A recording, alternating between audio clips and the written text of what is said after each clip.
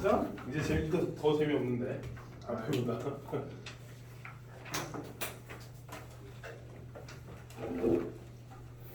오 잘했어.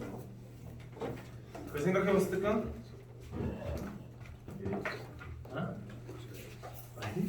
평균 뭐 고민하는 거 아니었어?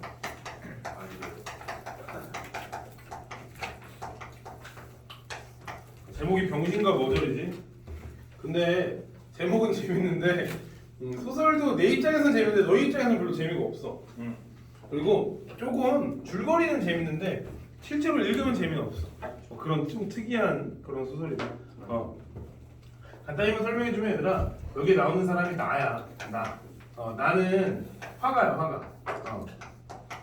근데 내가 화가고 그 다음에 그 형은 의사야. 자, 이렇게 둘이 주인공이야. 일단은 이렇게 둘이 일단은 메인 인물들이겠지, 그치? 자, 화가인 나는 여자친구가 있었어. 이름은 뭐냐면 혜인이. 왜? 아는 사람이야? 여자친구가 있었어. 근데 얘들아, 화가가 자기가 되고 싶은 사람 없지. 화가의 수입이 어때? 그러면 우울하게 이러는 거 아니야. 얘들아, 화가가 돈을 벌긴 하잖아. 근데 화가가 수입이 보통 일정하지가 않지. 그래서 혜인이가 어떻게 해? 형이랑 한다고? 아니 뭐라고? 까는 것까지만 하자. 형이랑 하는 건 좀 너무 여기 소설에 담기가 좀 힘들지 않을까, 그치? 야 그래도 나름 모의고사나 이런 데 출제된 건데 형이랑 하는 소설이 유명해질 리가 없잖아, 그치? 그래서 내가 얘랑 헤어집니다. 자, 충격을 받습니다. 씨발 왜 헤어졌지? 하면서 헤어졌는데 이 여자가 누굴 만나 이제? 형. 아니라고 드라마가 아니라고. 의사? 그치, 형 친구인 의사를 만나. 이렇게 둘이 만나. 그래서 얘는 그걸 모르고 있었어. 충격을 받고 있었는데, 자, 형은 어떤 사람이냐면 원래 이제 6.25 전쟁에 참여했던 병사로 참여했던 의사야. 그런데 다 전쟁을 끝나고 나서 나와서 의료를 하다가 어떤 소년을 잘 못 살리게 된 거야. 의료 실수든 뭐든 간에 죽게 된 거야. 그래서 그 충격에 받아서 이 집에서 그냥 집에서 지내고 있어. 아까 전에 얘도 충격을 받아서 집에서 지내고 있다고 했지. 그러니까 둘이 있는데 이 형이 집에서 계속 소설을 하나 쓰고 있어. 이 소설이 또 다른 내용으로 나와. 자, 이렇게 되는 거 우리 무슨 구성이라고 하지? 액자식 구성이라고 하지, 그치? 그런데 여기서 결혼을 한다고 청첩장을 형한테 보내온 거야. 친구한테. 근데 형 편지 왔어. 누구야 이거? 봤더니 띠용이 된 거지, 그치? 여자 이름이 내 전여친이랑 같네. 가 된 거야. 그래서 더 충격을 받고 그거 치과하다가 형이 쓰는 소설을 계속 형이 쓸 때마다 훔쳐보는 악취미가 생겨. 그래서 여기 나오는 소설은 나, 그리고 관모, 그리고 김일병이 이렇게 나오는데, 얘들아, 김일병이 나오는 걸로 봐서 지금 언제적 배경인 것 같아, 이 소설이? 전쟁 때 이야기겠지 아마. 그러니까 아마 내가 추측하기로는 전쟁을 겪었던 우리 형이 소설로 지은 건지 일기로 지은 건지는 모르지만 아무튼 형이 쓴 소설이 꽤 재밌어서 계속 읽게 되는 거야. 근데 나는 실제로 6.25 전쟁을 실제로 겪은 일은 없는 거야. 여기는 있는 거고. 근데 여기 소설의 줄거리를 간단히 설명해주면 부대원들이잖아, 그지? 관모가 김일병을 그걸 맨날 그 비누를 죽게 한다고 하면 이해하려나? 이해 안 되는 사람 없지? 응? 승우 이해됐지? 응. 맨날 그렇게 해. 그래서 김일병은 이제 관모한테 계속 당하는 입장인 거야. 그런데 녹화가 되고 있는 게 좀 짜증나긴 하는데 아무튼 그런 입장이야. 그런데 실제로 전쟁이 나서 김일병이 팔을 다치게 돼서 팔을 잘랐어. 팔을 자르게 돼가지고 병신이 된 거야.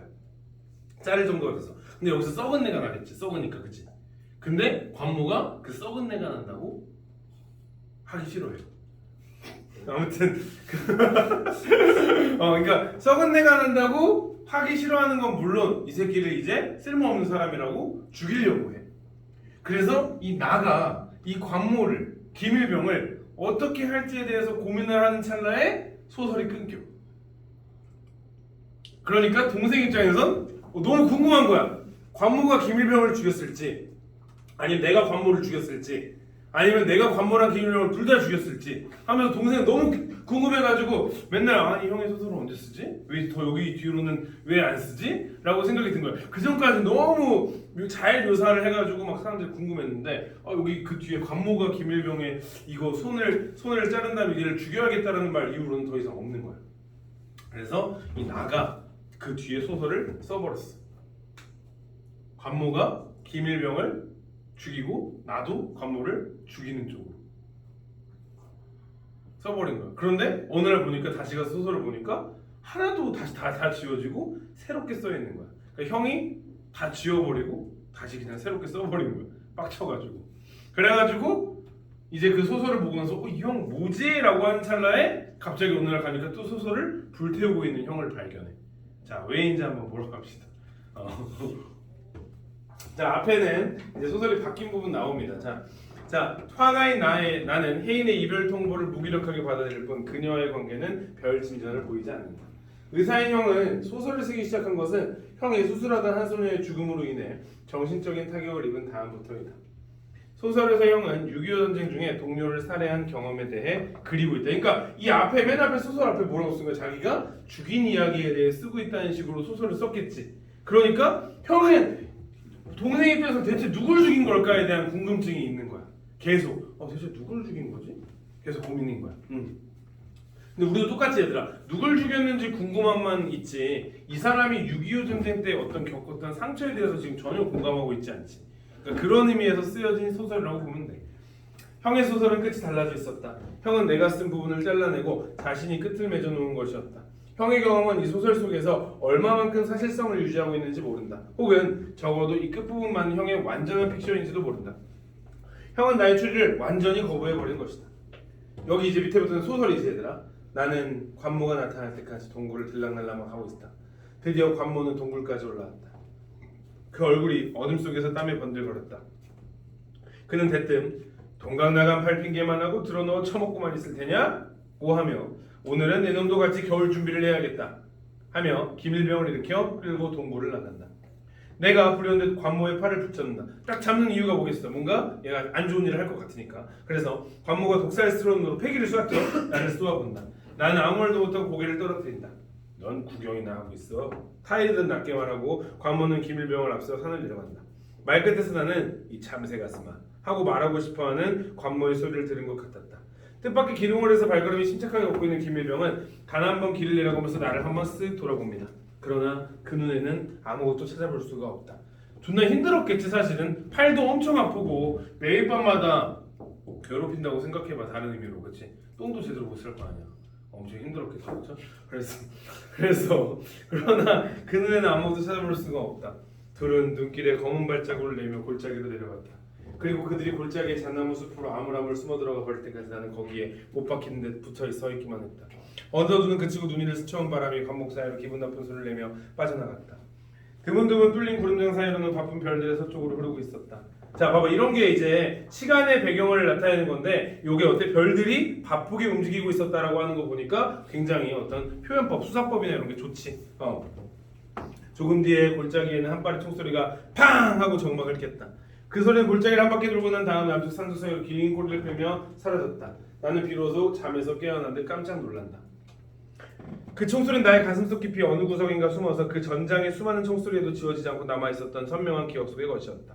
어린 시절 노루 사냥을 갔을 때 설원에 메아리 치던 그 비정과 사리를 담은 싸늘한 음향이었다. 그러자 나의 눈앞에는 그 설원에 끝없이 번져가는 핏자국이 떠올랐다. 그때 또 한 발의 총소리가 울렸다. 나는 몸을 부르르 떨고 나서 동굴 구석에 남은 한 자루의 총을 걸어매고 그 핏자국을 따라 산을 내려갔다. 오늘은 그 노루를 보고 말겠다. 피를 토하고 쓰러진 노루를. 날더러는 구경만 하라고? 그렇지. 잔치는 언제나 너희들 뿐이었지. 이런 말들이 내가 그 핏자국을 따라가는 동안에 수없이 되풀이고 있었다.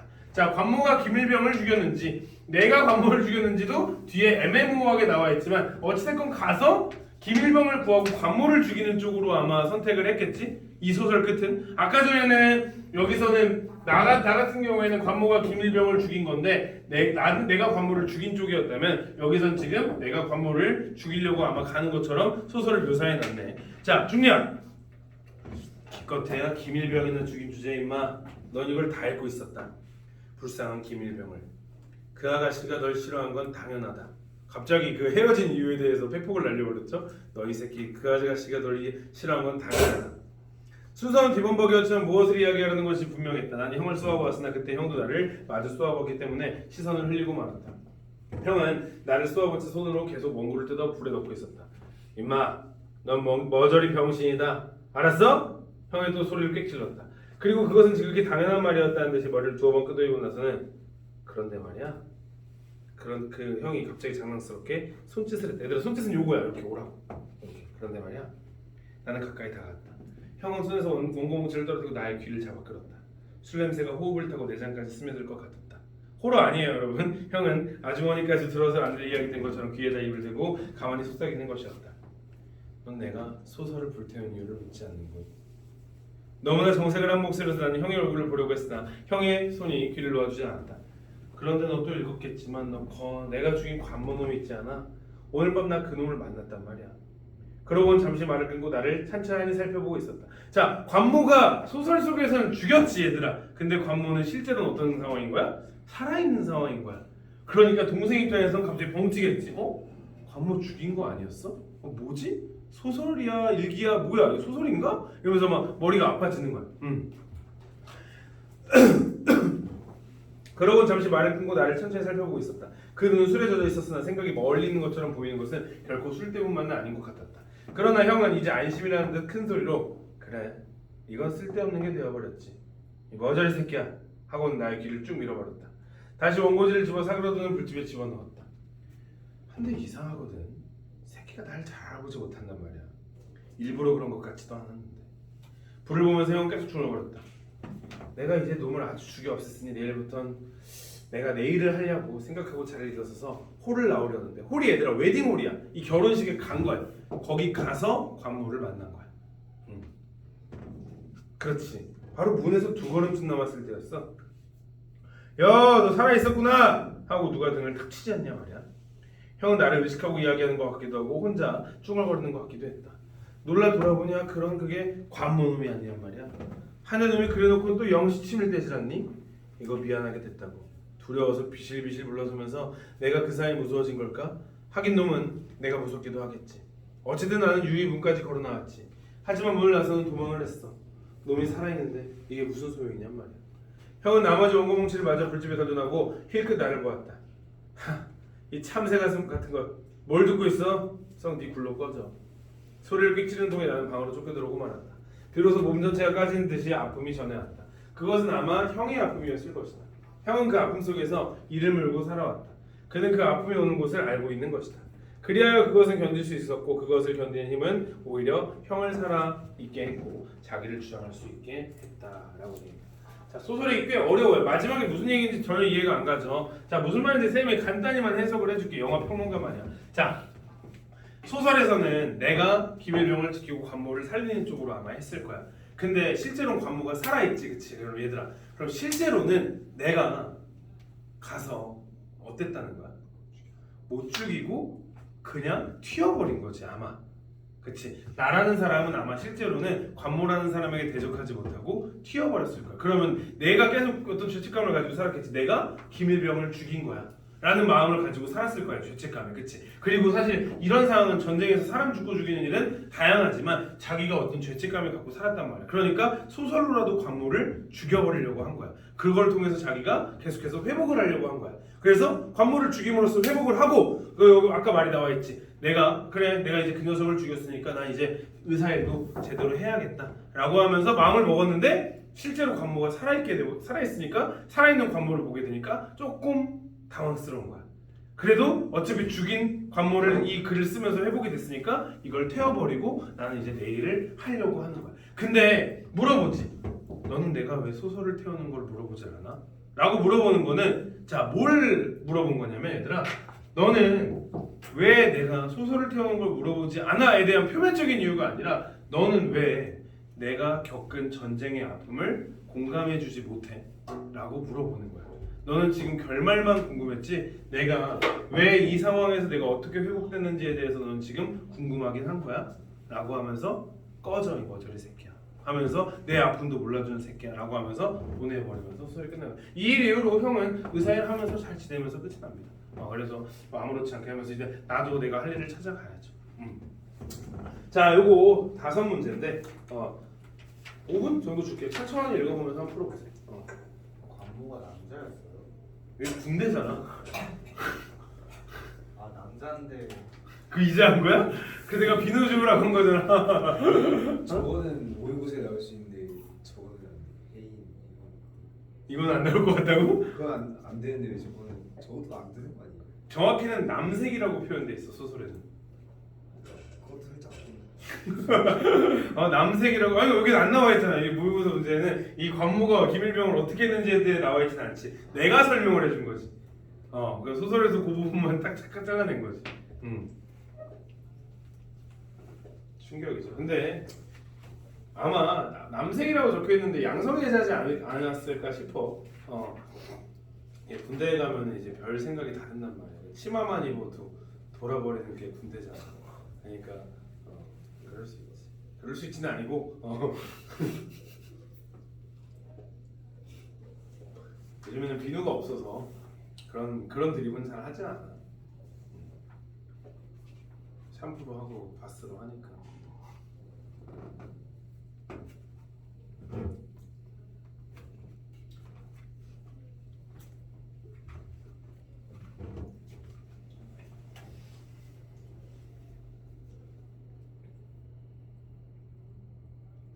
일본 문제는 내가 힌트를 안 줬는데 맞출 수 있어야 돼.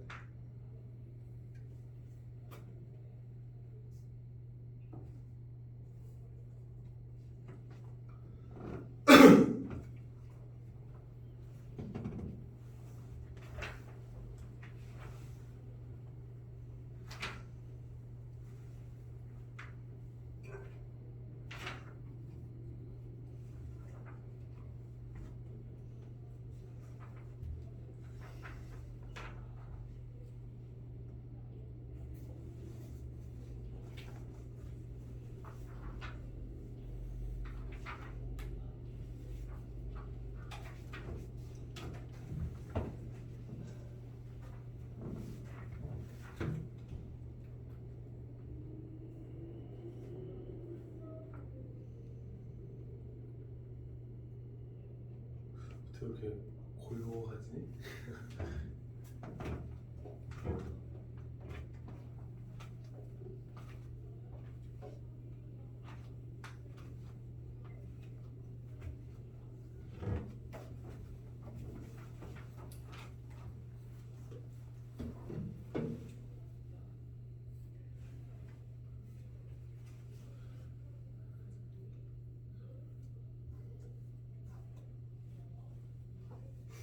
질직한 왜 숙제 안 해놨어? 따지는 거 뭐? 아니 잔소리?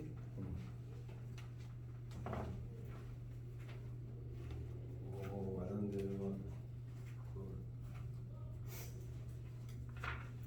사실 4번이 제일 어렵지. 4번. 근데 내가 4번을 힌트를 많이 준 거야. 네.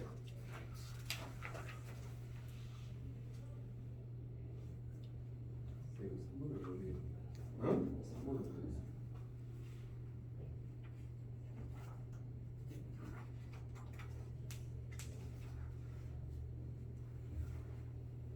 각성이 뭐예요? 그래서 3번 5번은 아니지 않냐? 응? 각성은 맞지. 굿. 1번이 너무 어려워요. 1번이 어렵다고? 힌트 줘? 아니요. 저 맞았어요 이거.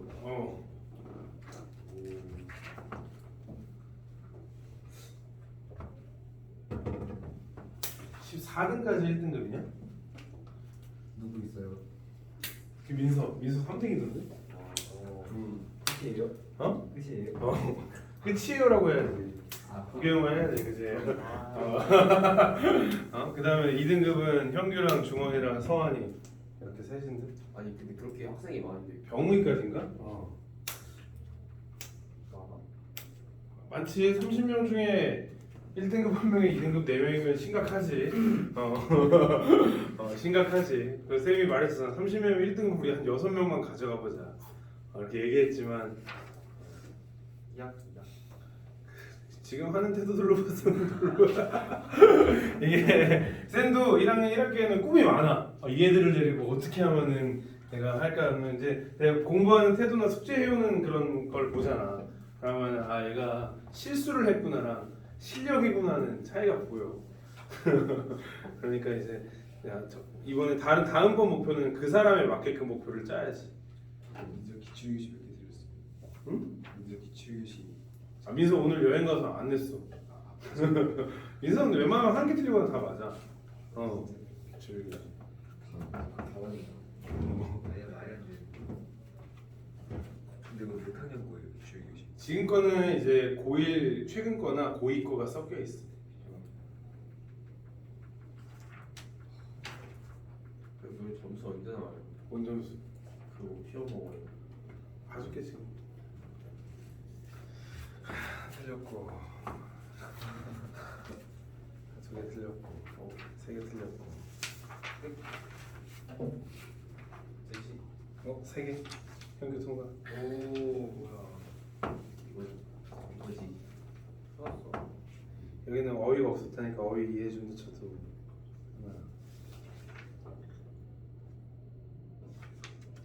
오 성민이 형 약점 체크를 했니? 했어? 근데 뭐야? 그렇지. 여기는 4개다. 오케이 이거는 기념이 다시 충원이. 이런 거 쉽잖아 얘들아. 내가 왜냐면 니네 그 방학이니까 공부를 안 하겠다 싶어서 내가 냈어 이거 얘들아. 응 2개. 중원이 2개. 옛날에 별거만 들어가 있던데요. 응? 옛날에 별거만 들어가 있던데요. 약점 체크가 이번에 들어가 있는 걸로 된 건데 얘들아. 민우는 거의 못 풀었는데. 야, 민우는 더 채점을 뒤에 할 필요가 없을 것 같은데. 뒤에 가서 맞지 않았지? 민우는 다시 예성.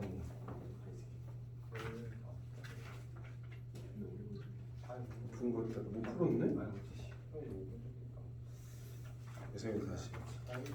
자, 오케이. 자, 봅시다. 1번에 뭐가 있었어요, 여러분?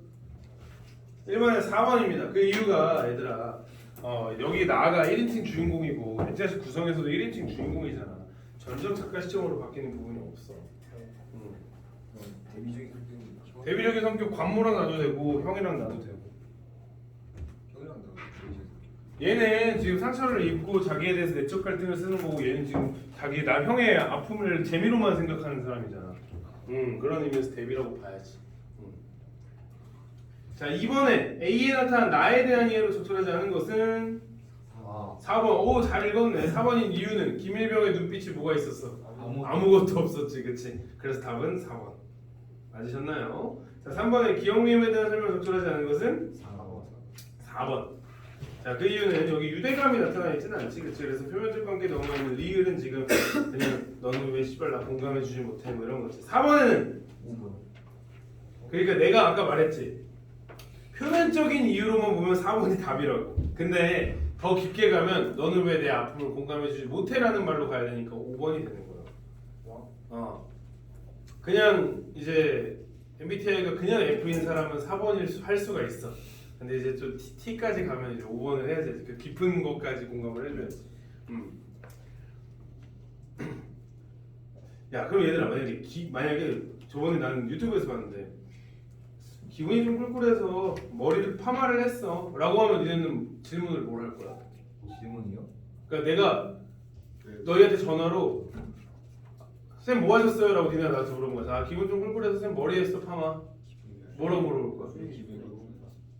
기분이 꿀꿀한 걸 물어볼 거야? 왜 파마했는지 물어보는 거 아니야? 나도 왜 파마했는지 물어보거든. 아니 파마 잘 나왔어를 나는 쌤은 물어봤어. 파마는 어떻게 됐어? 를 물어보는 게 쌤이었거든. 근데 기분이 왜 꿀꿀을 F든 잘 잡아내더라고. 그래서 쌤은 못 잡겠던데. 파마를 못하고 했으면 꿀꿀하다리 안 붙이겠지. 근데 기분이 꿀꿀한데 파마를 했어라고 하니까 파마가 잘 나와야 그 앞에 기분이 풀릴 거 아니야. 파마는 잘 나왔어가 나는 쌤은 그렇게 생각을 하는 거지. 그래서 근데 이제 F들은 대부분 왜 기분이 꿀꿀해로 물어보더라고. 근데 쌤은 이제 T여서 T발 C여서. 여자는 이제 기분 물어봐주고 남자면은 잘 되냐고 그런 거예요. 아니 남자들은 그 말을 하질 않지 사실. 야 뭐야 너 머리 바뀐 거 같다도 잘 안 하지. 게임하다가 야 근데 머리 좀 이상한데? 이제 이렇게 발견되는 게 이제 남자애들이잖아, 그지? 여자애들은 어머 머리 잘 됐다 이 지랄을 해줘야지, 그지? 그게 차이죠, 그죠? 근데 좀 어려워. 공감적 대화 쉽지가 않다. 살다 보면 공감적 대화가 쉽지. 5번에 몇 번 했어요? 1번. 혹시 5번 한 사람? 없어? 와 오늘 수업을 잘 들어줬네. 오케이. 자, 두 번째 암소 가자. 암소. 근데 사실 암소는 독서보다 재미가 없어 얘들아. 근데 시간이 좀 남아서 독서를 많이 하는 것보다는 이걸 하는 게 낫지 않겠나 싶어서 암소를 합시다. 암소. 암소의 줄거리는 여기에 지금 나와 있는 애가 황씨랑 선출이라는 애가 나와. 황씨 그리고 선출이가 나오거든. 자, 근데 선출인지 나도 모르겠어. 근데 이 황씨가 원래는 이제 그 집안의 지주 같은 거였어. 근데 여기 선출이가 소장농이고 이렇게 둘이 관계가 지주 소장농 관계였다가 이제 시간이 지나면서 얘가 그 알바처럼 돈을 모은 거지. 그 뭐야 여기 도와준 값으로. 그래가지고 이 돈을 모았는데 얘가 군대를 가게 된 거야. 그래가지고 얘한테 돈을 3만 원을 빌려줘. 그러니까 3만 원이 우리 지금의 3만 원이 아니겠지 얘들아. 한 쌤 생각에는 정확히 모르겠는데 한 1억 정도는 되는 것 같아 느낌이. 근데 왜냐면 공장을 차리거든 이 돈으로. 그래서 나도 정확히 어떤 돈인지 모르겠어. 그래서 이 돈을 가지고 3만 원을 빌려주고 나 전역할 때 동안만 갖고 있다가 이자는 더 안 할 테니까 그때만 그냥 원금만이라도 돌려주세요 하면서 돈을 주고 간 거야. 그래가지고 황 씨가 공장을 차렸는데 공장이 처음에 조금 되는 듯 하다가 막 이거저거 그런 어떤 산업화의 그런 모시기가 오면서 이 자기의 진짜 수공업 공장이 그냥 망해버린 거야. 그래서 다 끝나고 나서 정작 자기는 손해를 본 게 없지만 이 처음에 차릴 때 3만 원이 없어질 거야. 그러니까 얘가 전역할 때가 다 됐는데 돈을 갚을 수가 없는 거야. 그래서 어떻게 하지 하다가 이 국가 차원에서 혹시 사채를 받은 사람들은 저희가 대신 저희한테 갚는 것 쪽으로 돌려주세요 이 지랄을 하는 어떤 정부 시책이 있었던 거야. 근데 얘들아 이거는 개인 간에 빌린 거지 사채가 아니잖아. 근데 이 황씨 새끼가 사채로 신고를 해버린 거야. 그래가지고 전역해가지고 아니 아저씨 어떻게 된 거예요? 나 돈 돌려줘야지 이랬더니 아니 나는 그렇게 되면 그게 좀 잘 될 줄 알았지. 그랬더니 아니 지랄하지 말고 빨리 돈 갚아요. 했더니 아이 갚을게 내가 갚을 건데 근데 내가 지금 돈이 없는데 어떡하지? 이런 상황인 거야. 그래서 아니 모든 데는 갚아야 될 거 아니에요 해가지고 이제 그 소를 하나 사가지고 그 송아지를 하나 사가지고 소를 길러가지고 팔아가지고 그 돈을 만들어서 주세요라고 이렇게 계약을 한 거야. 그래서 여전히 3만 원이 얼마인지는 알 수가 없어. 그래서 그 소를 가지고 싸우는 그냥 내용이야. 근데 이제 그래서 이 뭐냐면은 이 황씨가 선출이가 이제 소를 가지고 팔려고 그랬는데 나중에 끝나고 나서 말해줄게. 자 보자. 자 황씨로서 정말 뜻하지 않은 돌팔매가 또 한 번 날아와 그의 뒤통수를 갈겨버린 것이다. 결정타였다. 그건 자기네가 앉아서 손으로 일하고 있던 사이 세상은 기계를 만들며 일하고 있는 걸 모른 채 한 결과였다. 아까 쌤이 말한 대로 공장화가 많이 된 거야. 캐시미어겠지 아마. 물결이 쥐구멍 같은 벽쪽을 휘어리쳐 대기 시작했던 것이다. 무엇이든 새로운 물건이 나왔을 때 그 물자의 효용이 회복되는 촌사람들의 안목은 무서운 것이었다. 캐시밀러의 위력은 날로 그랬다. 어느덧 황신의 기계들도 거미줄을 쓰는 날이 잦아졌다. 그러니까 거미줄을 쓰는 날이 잦아졌다는 것은 무슨 의미야? 안 쓴다는 거지, 그렇지? 안 쓴다는 거지. 그래서 젖먹이 어린애의 귀저귀감으로밖에 쓰임새가 없는 백소창이나 한장도막에 두 서너필 내는 정도의 어처구니 없는 상태로 급전된 것이다. 황씨는 문을 닫지 않으려고 발버둥쳐 보기도 했지만 돌이 없었다. 조금 늦었던겨 다시를 돌아가는 걸 보아감에 눈치로 해야 하는 것을 황씨는 비로소 유행이라는 것에 관심을 갖게 된다. 크게 미친 것도 없고 번 것도 없이 그러나 들인 시설비는 한 푼도 못 건 채 세상 물정이 어두웠음이나 한탄하며 조용히 문을 닫게 되었다. 공장의 문을 닫게 되었대. 정부 시책이라면서 고리치를 신고해야 하니 못하니 하고 상둥대 벌집 흔들리다 할 때에도 황씨는 모른 채 하려 했었다. 심사숙고하는 결론은 못 갚는 수가 있기도 하겠고 또 논마직이나 올려 세워가면서라도 갚을 땐 갚더라도 인정으로만아마 선출이 요거 아까 인물이죠. 얼굴을 보아서나 그럴 용기가 나지 않았던 것이다. 그러다가 얼핏 쳐드는 생각은 세상 돌아가는 대로 시절에 맞춰 눈치껏 살아가야 한다는 것과 선출이 당장 군복 벗고 나와 손을 내밀면 변명하기가 난처해질 것 같아진 것이었다. 우선 신고라도 해놓으면 숨 돌려가면 천천히 갚아나갈 핑계는 될 수만이었다. 그러니까 일단 고리채로 신고를 해놓으면 나 근데 거기에다 그건지 모르고 신고해놔서 난 너한테 따로 갚으려고 했지 라고 얘기를 할 수 있다는 거. 바로 갚지 않아도 된다고 본인이 생각한 거야. 당연히 아니지. 바로 갚아야지. 근데 본인이 그렇게 생각을 했대. 그래서 선출은 나왔어. 저녁을 했어. 교활하고 꾀로 살려고 야 같다고 놀려한다고 분개했지만 그건 아니었다는 배짱으로 부끄러워하지 않아도 됐다. 그는 시대가 가르치는 대로 좀 뒤처진 채 안감질로나마 뒤따라온 셈이었고 앞으로도 그럴 예정이어서 자기의 삶을 의지와 노력으로 밀고 나가더라도 결국 우연에 밀려들어 보람없이 버리곤 해온 경험에서 막판에 그 어떤 일이라도 그 우연의 우를 뛰어넘어설 수 없고 있다더라도 어떤 일의 장래의 결과를 미리 예측하지 않는 데한 결심을 단단히 하고 있었다. 체념, 각오, 고집 따위로 남들은 몇 갈래의 해석을 하고 있겠지만 몇 차례의 대거리를 벌인 끝에서 선출이가 해결책이라는 것을 제시했을 때 그가 별 트집 없이 받아들인 것도 타산에 대한 집착을 버린 때문이었다. 그 해결책이라는 건 계약서로 이미 문서화되었고 또 각기 한 통씩 나누어 보관해오고 있었다. 자, 중량. 자, 그래서 이거를 소를 키워가지고 소를 갚기로 한 거야. 얘가 황씨가 소를 키워서 소를 갚기로 해가지고 선출이한테 소를 갚으면서 끝을 내려고 했는데 하필 갚으려고 할 때 그 소가 임신을 해 있는 상황인 거야. 그러니까 선출이는 아니 당연히 그 임신한 소도 내 거지 왜 그걸 가져가려고 해요? 라고 하는 거야. 그러니까 소를 키워서 갖기로 했잖아. 근데 황씨 입장에서는 그냥 그걸 다 주기가 너무 아까운 거야. 왜냐면 송아지 다시 꺼내서 송아지 키우면 자기한테 다시 돈이 될 거 아니야. 근데 이 송아지를 키워서 나도 다시 한번 복구해보자라는 생각으로 선출이한테 계속 찡얼찡얼 거리는 그런 상황인 거야. 아니 당연히 여기서 난 내 송아지 소 그 자체로 받기로 했으면 이 송아지는 내 거지 왜 당신 거냐고 하면서 지금 싸우는 중. 근데 그러니까 공장을 지었다는 말 때문에 대체 얼마인지 모르겠어. 소를 제대로 팔면은 한 마리에 한 1,000만 원 정도 하잖아. 그치? 옛날에 가치가 더 되잖아. 그렇겠지? 조금 더 클라나?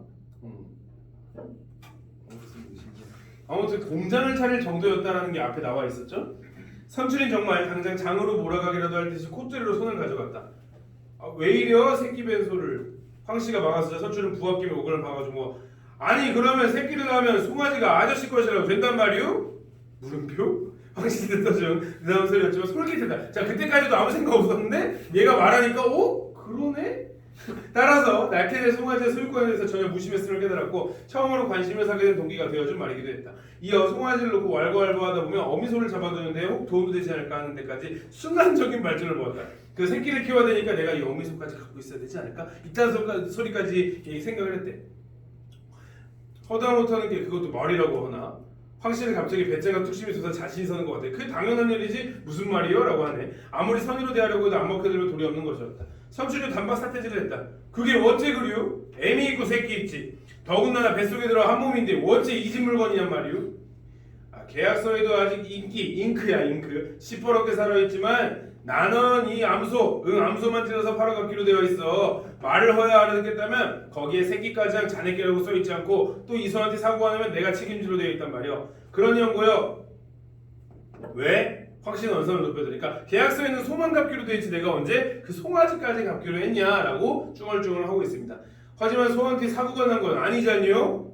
소가 암착내 난게 사고가 아니면 무해라나? 암착내 난게라는 게 얘들으니까 암컷의 냄새를 내서 임신을 한 거라는 뜻이야. 해석하기가 어려울까봐. 자, 그래서 그건 그렇다고 하고 그래서 책임을 졌단 말인 거예요. 암만 안 내난 신승한테 해육값 들여가면 접붙인 게 책임진 것이지. 자, 그러니까 임신을 하게 돼서 내가 그거 다 케어한 거 다 내가 한 거 아니냐라고 말하는 거야. 그러니까 이 정도나 자기소견과 주장을 가진 사람이 어떻게 이날까지 밥 먹은 걸 속편했고 손바닥만한 마늘 믿고 3대 먹은 초과를 지키며 살아왔다고 선출을 묻고 싶으니까 어떻게 그렇게 뻔뻔해요? 라고 묻고 싶었대. 그리고 자기는 하루밖에 고향을 등지고 타관해 가급적이면 서울바닥으로 전출을 해야 성공하게 되며 그러려면 이 금전관계가 얼른 해결해야 한다는 생각을 덧붙이고 싶었다. 황씨는 영치불고하고 계속 짓거렸다.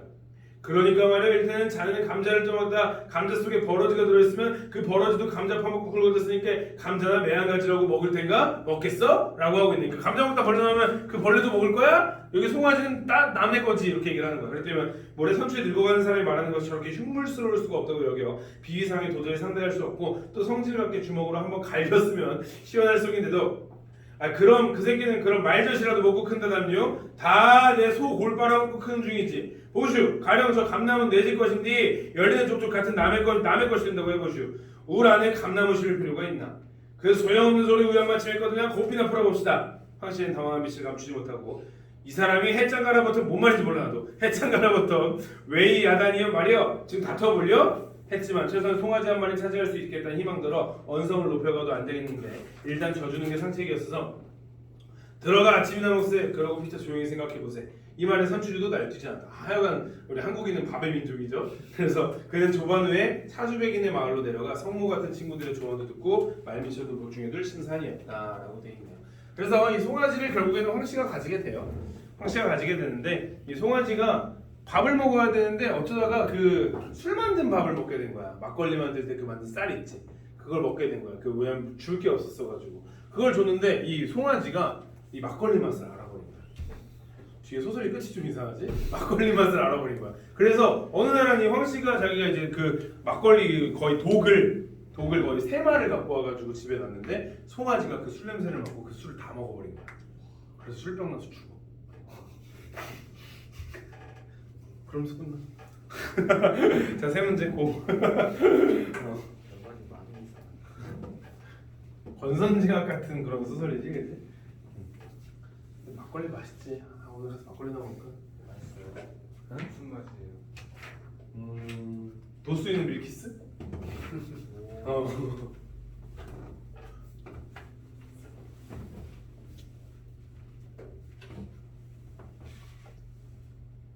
선생님 근데 우리 정부에다 신고를 왜 한 거예요? 그러니까 고리체라고 하는 거는 사체잖아. 그러니까 자기가 빚진 건 사체가 아닌데 이 사실 솔직히 명확하게 하려면 내가 얘한테 빚진 게 사체라고 신고를 하면은 나는 피해본 사람 코스프레를 할 수 있잖아, 그렇지? 그래서 정부에다 신고를 한 거야.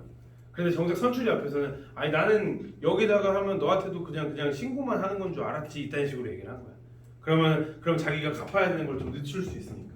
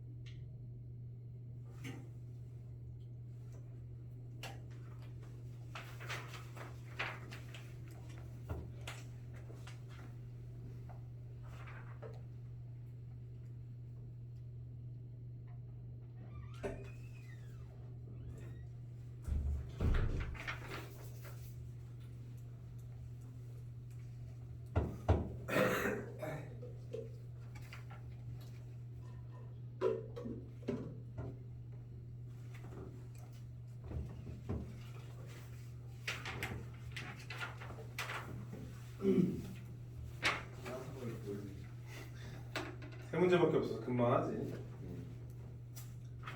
2번만 제대로 풀면 되지. 3번 어차피 틀릴 거잖아. 이거 독서예요.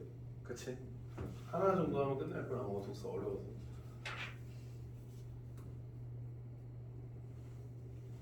자, 1번에 뭐 하셨습니까? 1번에 서술상의 특징에 대한 설명을 접수한 것은 4번. 여기에 지금 누구의 특정 인물에 맞춰져 있지? 원래 전전특가 시점이긴 한데 누구의 마음을 드러내고 있어 지금? 황씨의 마음을 드러내고 있어. 자, 이번에 아까 얘기한 대로 여기서 지금 고리체니 뭐 아니면 캐시밀로 열풍이니 이런 거 다 나와 있습니다. 그죠? 자, 그러면 작중인물의 상황과 시대적 배경을 바탕으로 작품을 감상해 보자라고 되어 있습니다. 자, 답은 3번. 5번. 정부가 실시한데도 확정으로 인해 선출 같은 무고한 피해자가 발생하게 그러니까 선출이는 그냥 가만히 있다가 이 새끼가 고리치라고 정부에 신고해버렸으니까 솔직히 만약에 황 씨가 잠수 탔으면 선출이는 돈 받을 수가 없어. 왜냐면 국가가 대신 그렇게 해버리는 거니까. 그거 그냥 사기라고 명명을 해버린 거니까. 답은 5번이지. 정부의 정책에도 불구하고 어떻게든 채무를 해결하는 황 씨의 태도는 일반적인 근대저축에 대한 농민들의 반감이 아니죠. 어떻게든 갚으려고 한 건 맞지. 황 씨가 소로를 통해서라도. 이 비판적으로 그런 거 있는 응? 그치 아니 그치 왜냐면 그냥 정부가 아무 생각 없이 고리치했더니만 선출이는 전역했더니만 갑자기 자기 돈이 없어진 상황이죠. 3번에 뭐 했게 얘들아? 거. 반면교사는 뜻 뭐야? 몰라요. 상대방의 그 행동을 보고 반대로 행동하면 된다고 생각한 거야. 반면교사 삼아서 열심히 해 이렇게 하자니까 중간고사를 반면교사 삼아서 기말고사 때는 열심히 해 이렇게 말하는 게 중간고사 때처럼 하지 마라는 얘기인 거고. 자 아전인수 얘들아 자기 밭에 물 끌듯이 이기적인 태도를 말하는 거야. 답은 2번이야. 자 3번 연못구원은 얘들아 나무에 가서 물고기를 찾는다 라는 뜻이야. 어리석은 일. 침소봉대 작은 일을 크게 불려서 말한다 라는 뜻이야. 하석상대는 밑에서 물이 새는데 위에서 물이 새는데 아래에서 돌을 빼서 위에를 막는 거야. 어떻게 돼? 아래요. 병신이지. 그러니까 임시방편이긴 한데 오래 가진 않는다. 이 개념입니다. 자 이번에 독서책 초록색 책 한번 펴볼까요?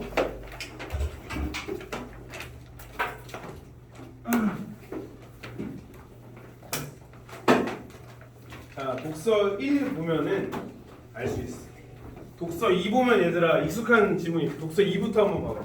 지금 20 몇 쪽이냐면 30쪽 한번 펴봐. 30쪽. 이거 해봤지 얘들아 30쪽 그지? 했던 거네 그지? 그러니까 이거 안 할 거야 그지? 안 하고 이거 너무 제한인데 이거 앞에 거. 앞에 거 하고 끝내야지 앞에 거. 제한인데. 앞에 거 어떻게 할래 얘들아? 너희가 먼저 풀고 할래? 내가 그냥 같이 하고 풀래? 같이 하는 게 근데 같이 해도 얘들아 설명이 별로 존나 어려워 설명이. 26쪽 경제. 자 이런 거 이제 특강 들으면 경제지문 분석 이런 거 하는 거야. 좋지? 2, 3번에 이번에 했던 거니까 양천구는 안 해도 되지. 기억이 안 나요. 잘 뭘 안 해? 잠정조치 그거 2주 전에 더럽게 잠정조치 중재재판소 국제해양재판소 시험에 안 나왔지만 했잖아. 너무 에반데. 쌤 이거 4번 좀 보세요. 4번 무슨 문제야? 4번보다 5번이 더 어려워. 말이 안 나요. 그래프가 너무 사발적이고. 사발적이요? 아직도 그런 말 좀 쓰는구나. 가게, 기업, 정부는 경제 주체로서 가게는 소비, 기업은 생산, 정부는 정책 결정 시 합리적인 선택을 하기 위해 노력한대. 그러니까 가게는 우리 집, 기업은 대기업, 정부는 정부. 각각 노력을 한대요. 이때 합리적인 선택을 하면 편익과 비용을 충분히 고려해서 편익에서 비용을 뺀 순편익이 가장 큰 대안을 선택해야 되는데 뭔 개소리일까 얘들아? 자, 편익에서 비용을 빼면은 지금 뭐가 완성이 된대 얘들아? 순편익이 되는데. 자, 그래서 편익이란 어떤 선택을 할 때 얻는 이득으로 기업의 판매 수익과 같은 금전적인 것이나 소비자가 상품을 소비함으로 얻는 정신적 만족과 같은 비금전적인 것을 말하네. 자, 편익은 뭐랑 합친 거래? 금전 플러스 정신적 가치까지야. 그러니까 얘들아 과자를 사 먹었어. 예를 들어 2,000원짜리 과자를 사 먹었어. 그러면 편익은 니네가 먹는 행복감까지가 금액인 거야. 그러니까 저기 고구마깡을 먹었어. 얼마냐? 1,700원. 1,700원. 편익은 얼마야? 그럼 네 입장에서 지금 3,000원. 그럼 1,300원의 어떤 정신적 가치를 얻은 거지. 그러니까 반대로 얘기하면 얘들아 편익은 그 금전적 가치보다 낮을 수는 없어. 뭔 말인지 알아? 그러니까 고구마깡을 1,700원에 주고 샀는데 전 편익이 1,300원인데요? 이러면 안 된다는 거야. 그러니까 어쨌든 금전적 가치보다 낮을 수는 없지. 자, 근데 비용이 나왔지 얘들아. 비용은 뭐라고 적혀있냐면 자, 비용이란 암묵적 비용과 가장 큰 것과 명시적 비용을 합친 거래. 자, 암묵적 비용 플러스 명시적 비용인데 자, 이것도 뭔 소리냐면 얘들아 저 고구마깡을 고르면서 포기한 것들에 대한 가치가 있지. 너 고구마깡하고 뭐 고민했어? 뭐 살지? 이거밖에. 일편단심이 얘들아 암묵적 비용이 0인 거지. 이해돼? 그런 다음에 아까 1,700원이 들었다고 했잖아. 그치? 그런데 뭐야 여기 금전적 가치 1,700원이고 전입적 가치 1,300원이었지. 그럼 결국 순편익은 지금 얼마가 나오는 거야? 1,300원이 나온다고. 이렇게 계산하는 문제는 안 나왔는데 네가 이해하라고. 순편익이 더 마이너스가 될 수도 있어요. 어? 마이너스가 될 수도 있어요. 순편익이 마이너스가 될 수 있냐고? 편익에서 금전적인 걸 한 다음에 정신적인 게 적으면 암묵적이랑 명시적 합친 게 더 클 수도 있잖아. 그러면 야 잘못 선택한 거지. 병신인 거지. 손해 보는 일이란 거지. 그러니까 내가 예를 들어 고구마깡을 먹는 편익보다 감자깡을 먹는 게 더 행복했는데 고구마깡을 고르는 순간 당연히 순편익이 줄어들겠지. 이 손해를 본 거지. 이득이 아니라. 그렇겠지. 왜냐면 내가 감자깡을 먹는 행복감은 예를 들어서 2,000원이었다고 치자. 그러면 여기서 지금 뭐 3,700이 되니까 마이너스가 되잖아. 그렇지? 그러면 이건 이득이 아니라 이건 손해지. 편익이라는 개념으로 계산이 안 되지. 그러니까 병신 짓을 한 거지 사실상. 그러니까 요게 일단은 대충 이해가 되죠. 어떤 상황인지. 그렇지? 그럼 가장 높은 편익을 지금 누구야? 저기 형규가 느낀 거지. 그러니까 사실 여기 지금 금전적 가치랑 이 암묵적 비용이 0일 때가 가장 행복한 상황인 거야. 그렇겠지. 왜냐면 다른 것에 대한 내가 어떤 고려를 하지 않은 상황이니까. 자 그래서 자 여기 예시가 나와 있습니다. 근데 순편익은 자 갑자기 다른 나올이 나오네. 한계 편익과 한계 비용이 같을 때 가장 커진다라고 돼 있어 얘들아. 한계 편익이랑 한계 비용이라는 말이 나와. 한계 편익 그리고 한계 여기다 써줄게 그냥 한계 비용이라고 나오네. 그렇지? 아 순편익 여기에 넣었네. 한계 편익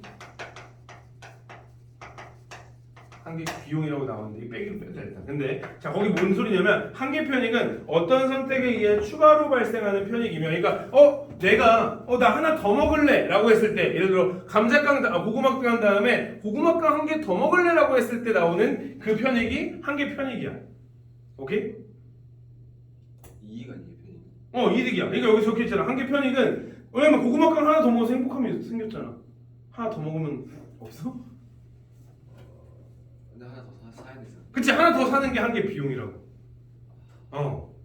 근데 얘들아 아까 말했던 것처럼 어차피 정수적 가치는 그대로니까 한계 비용 이 암묵적 가치랑 합쳤을 때 이게 두 개가 똑같을 때 가장 이득이 높다는 거야. 가장 0인 상태로. 왜냐면 또 먹어도 전혀 나한테 심리적 타격이 없을 때 아니면 다른 걸 다 선택을 했을 때 이게 그대로 갔을 때가 가장 이윤이 난다고 적혀있네요. 그래서 예를 들어 볼펜을 한 개 더 살지 고민하고 있는 소비자의 한계 편익은 볼펜 한 개를 더 사는데 추가로 얻는 만족감이며 한계 비용은 볼펜을 한 개 더 사기 위해 추가로 드는 비용이다라고 되어 있네. 그러니까 만약에 한 개를 더 샀는데 이 한계 비용이 더 커. 그러면 이거 살 필요가 없는 거지. 손해를 보는 거잖아. 근데 만약에 한계 비용이랑 이거랑 똑같으면 가장 아름다운 상황이 되는 거지. 왜냐면 다른 것까지 고려했을 때. 자 그럼 기업은 이제 이런 계산하는 거 안 나오니까 크게 걱정하지 않아도 돼 얘들아. 근데 아무튼 한계 편익하고 한계 비용하고 같아야지만 이윤이 가장 크다라고 보고 있네요 여기서는. 그죠? 그래서 순편익이 그치 순편익이 그치. 그래서 기업은 상품과 얼마나 생산하면 이윤을 극대화할 수 있지. 한계 비용과 한계 수입이라는 말이 또 나왔네 얘들아. 한계 비용과 한계 수입이라고 나왔는데 한계 수입을 고려해 합리적인 판단을 내릴 수 있다. 기업 입장에서 한계 비용은 상품 생산량을 한 단위 증가시키는데 추가로 드는 비용. 예를 들어서 내가 물건을 더 만들어야 돼. 공장에서 물건을 더 뽑을 때 추가로 비용이 들 거 아니야. 전기세든 뭐든 더 들 거 아니야. 그게 한계 비용. 그러니까 100개를 만드는데 원래 1,000원이었는데 100개를 만드는데 1,000원이었는데 갑자기 200개를 만들 때는 마찬가지로 1,500원이 들 거 아니야. 이런 식으로 그냥 등비술로 하자. 150개를 만드는데 그럼 여기 500원이 한계 비용인 거지 지금. 500개를 더 만드는데 필요한 비용이었으니까. 사실 한 개당 1원이네요. 그렇죠? 그런 다음에 한계 수입은 상품을 한 단위 더 생산해 판매로 추가로 얻는 수업이다라고 되어 있네. 그럼 얘들아 기업이라면 한계 수입이 커야 돼, 한계 비용이 커야 돼? 한계 수입이 커야지, 그렇지? 그러니까 비용보다 한계 수입이 커야 장사를 하지. 한계 비용이 크면 얘들아 계속 장사할수록 어떻게 되는 거야? 점점 손해만 나는 거지. 그래서 자 상품의 시작 가격 제가 한계 수입이 된다. 완전 경쟁 시장은 많은 수의 공급자와 수요자로 구성되어 있고 거래되는 상품이 동질적이므로 개별 공급자와 수요자가 시장 가격에 영향을 미칠 수 없대. 자 그러니까 나머지는 고려하지 않는데. 즉 기업이나 소비자는 시장이 결정된 상품 가격을 주어진 것으로 받아들이며 이 가격이 기업의 한계 수입이 된다. 상품을 사는 사람들이 많아져 시장 수요가 증가해서 상품 가격이 올라. 사람들이 나 100개에 1,000원이 아니라 사람들이 더 필요하니까 100개 2,000원에 살래요 라고 얘기를 해 누가. 그러면 당연히 이 기업이 버는 돈이 더 많아지겠지. 너무 당연한 얘기죠, 그죠? 자, 생산을 계속할 때 손실이 발생하는 상황이 아니라면 얘들아 여기 체크 한 번만. 자, 생산을 계속할 때 손실이 발생하는 상황이 아니라고 지금 가정을 때려 놓은 거야. 그러니까 무조건 할 때마다 계속 이득이 나는 상황이라고 본 거야. 기업은 한계 비용과 한계 수입이 일치하도록 생산량을 조절해 이윤을 극대화할 수 있대. 마찬가지로 여기 똑같죠? 한계 비용과 한계 수입이라고 돼 있니, 그치? 한계 비용 여기 수입이라고 돼. 한계 수입과 비용이 똑바로 얘들아, 그러니까 한계 수입하고 비용이 똑같으면 생산량을 늘릴 때마다 그냥 만들어낸 만큼 돈이 더 벌리는 거지, 그치? 그러니까 이게 똑같을 때 이윤이 가장 큰 거래. 아까 전에 여기 편익이 가장 큰 거랑 같은 거야. 그래서 한계 비용이 한계 수입보다 큰 경우에는 봐봐, 한계 비용이 한계 수입보다 큰 경우에는 생산량을 줄여야겠어, 늘려야겠어, 얘들아? 줄여야겠지. 생산량을 줄여서 맞춰줘야 돼. 어차피 아직 손해가 나는 상황은 아니지만 이윤이 최대인 상황은 아니야. 가정이 돼 있는 거야, 얘들아. 손해는 안 나, 일단. 손해는 안 나는 상황이야. 그런 다음에 반대로 한계 비용이 작고 한계 수입이 더 크다라고 돼 있어. 그러면은 물건을 더 만들어야 돼, 적게 만들어야 돼? 당연히 올려야겠지, 그렇지? 물건을 더 만들어서 수입을 많이 만들어야 된다. 그러니까 두 개가 똑같아질 때가 어느 그것도 없이 가장 아름다운 상황이고 이윤이 극대화될 때라고. 자, 그러면 다섯 번째 문제. 그런데 생산을 계속할 때 이윤이 남는 것이 아니라 오히려 손실을 볼 수 있기 때문에 어떤 상황에서 손실이 발생하는지 판단하는 것도 기업 입장에서 중요하다. 이때 고려할 수 있는 것 중에 하나가 평균 비용이라는 거래.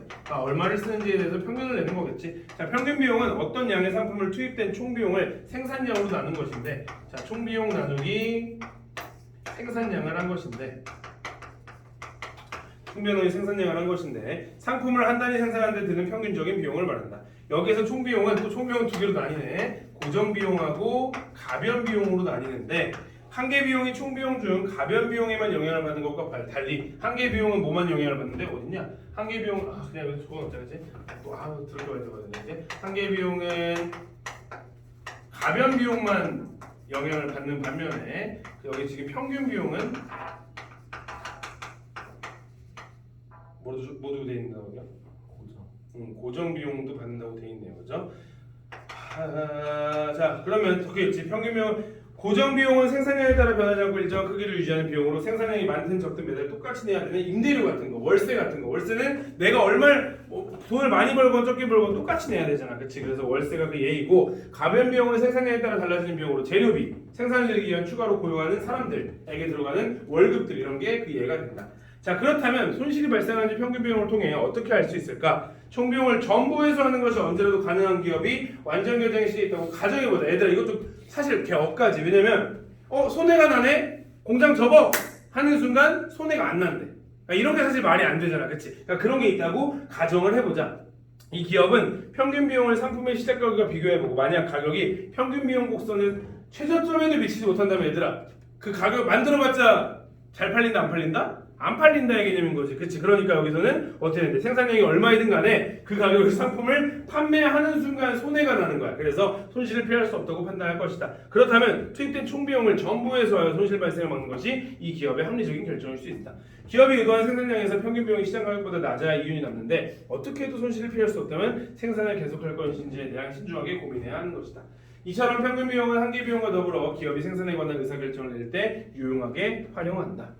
합리적 선택을 중심으로 생산에 관한 기업의 의사결정을 살펴보는 것은 경제활동을 더 잘 이해하게 한다는 점에서 의미가 있다. 특히 기업의 생산활동은 소비자의 수요를 충족해주고 고용 증가, 경제 성장 등 사회적 이건 뭐 그냥 그 얘기네요. 미치는 영향이 크다는 점에서 주의 깊게 살펴볼 수 있을 것이다 라고 되어 있습니다.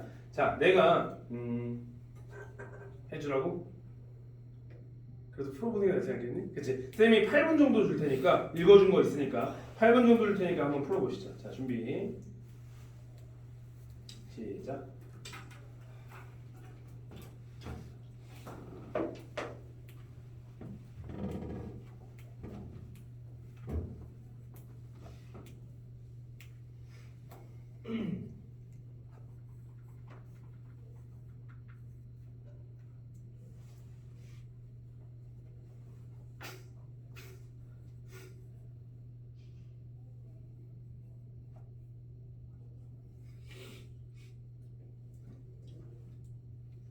쌤 응. 화날 때 갔다 오지. 응.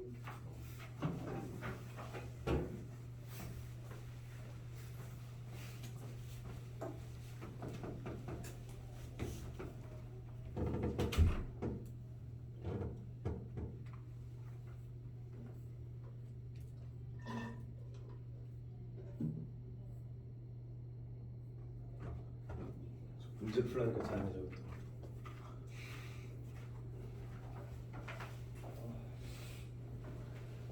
하나도 안 적고 풀 수가 있냐? 공부 많은데. 이해됐어요. 아 그래?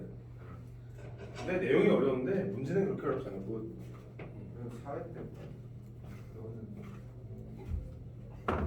중간 고사 때인가 사회 때 아 그래? 사회는 몇 등급인데? 국어만 그러네.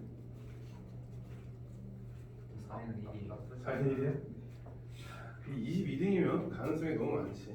근데 반동별곡하고 중세국어만 잘하면 되지 이제. 그저 유일하게 문법에서 안 들은 게 중세국어냐. 제대로 배운 적이 없잖아.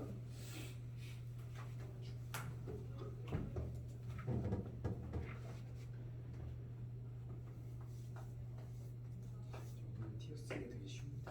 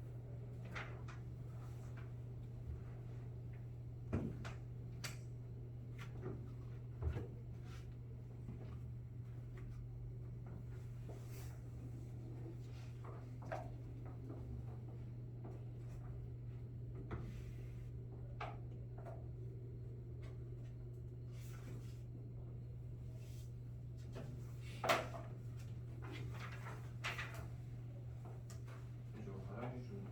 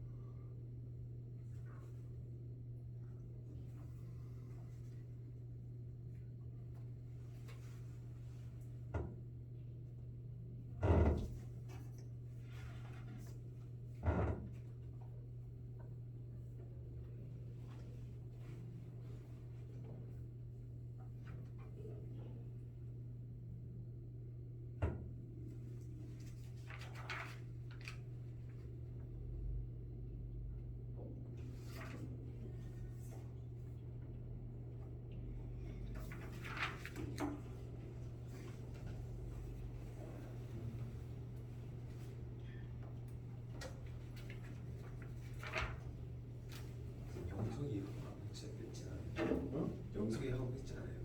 교회 수련회 갔는데. 네.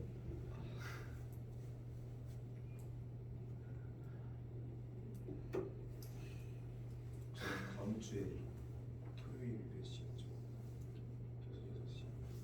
어? 저 30일 날 일요일 날 언제 올 건데?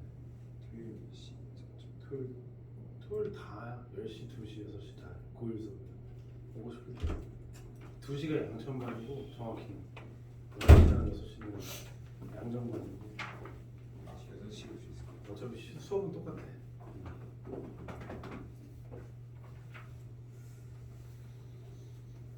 그리고 그 다음 주 저도 교회 쉬는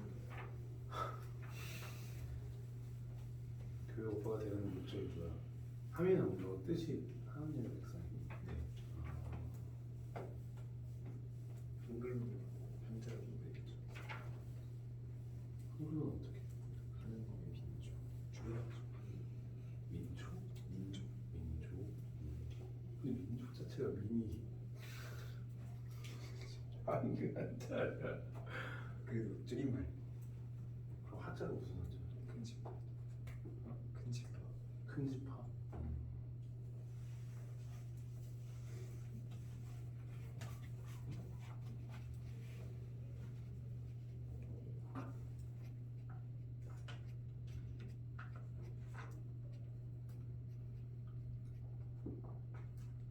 네, 우리 기독교회 목사님 아들이 했다는 한민현이 많아요.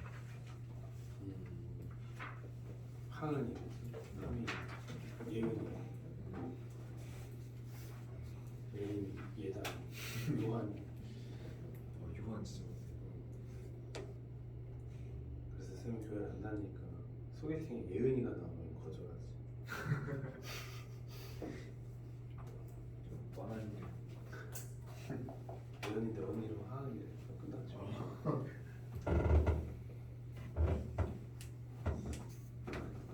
진짜로 예은이가 만나고 쌤 교회를 안 다니니까 어머니가 소개팅하는 거 좀 만들어주더라고. 그래서 빡세.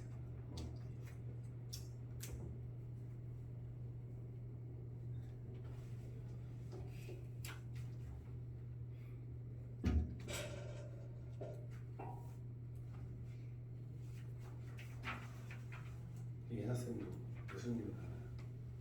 나는 좀 그렇게.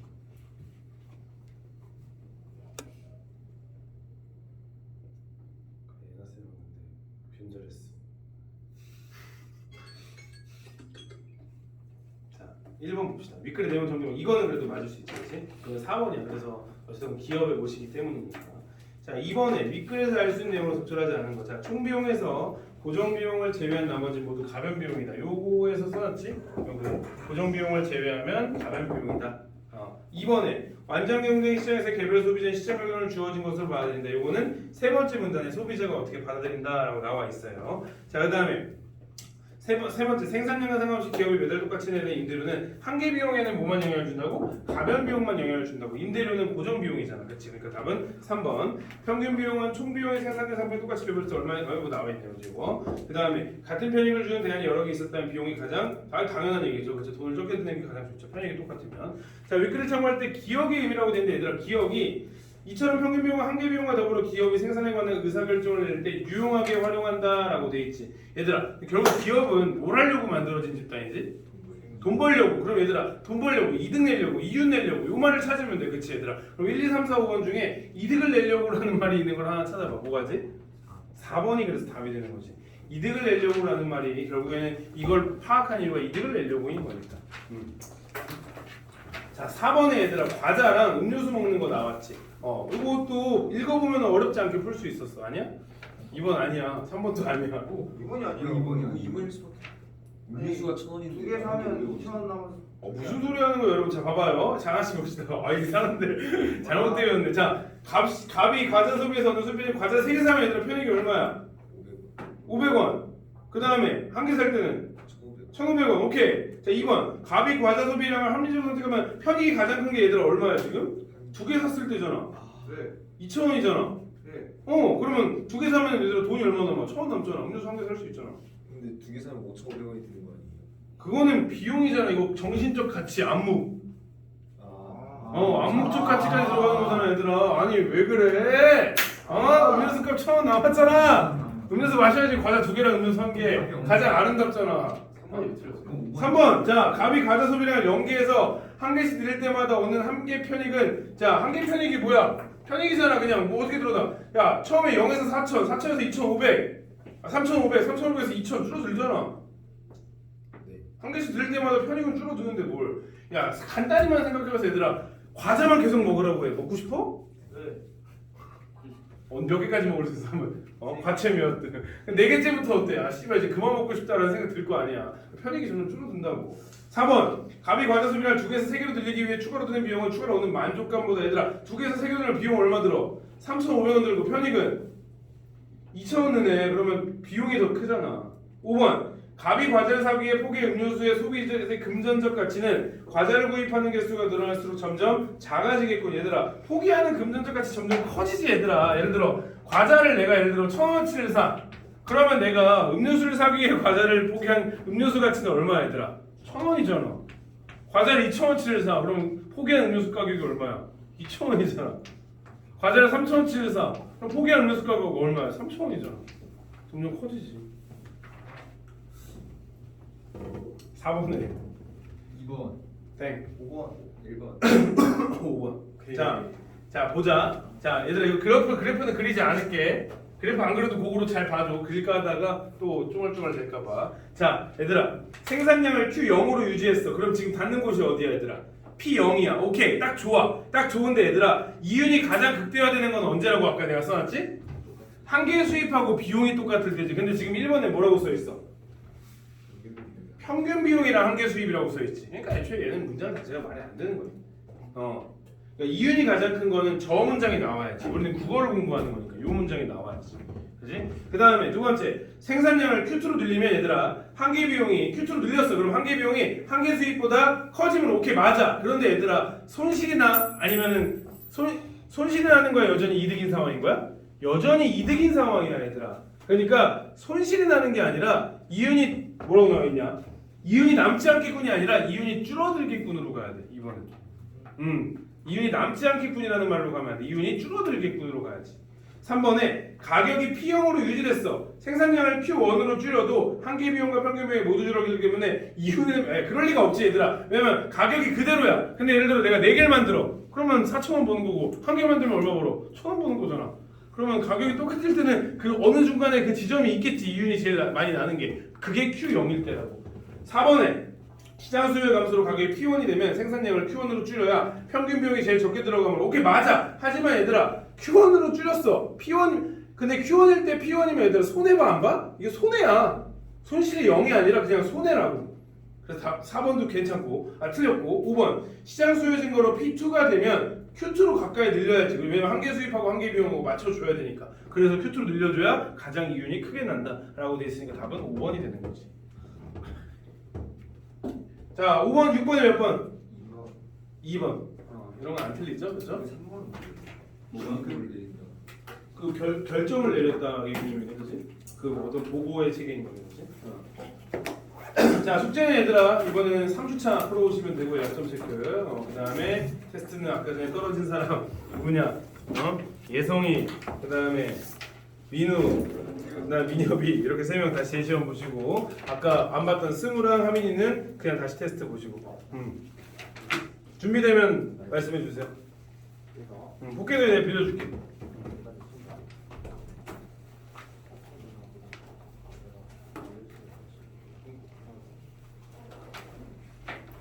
약점 체크해서 내가 문제를 좀 바꿨으니까 그거 좀 보고 공부해가지고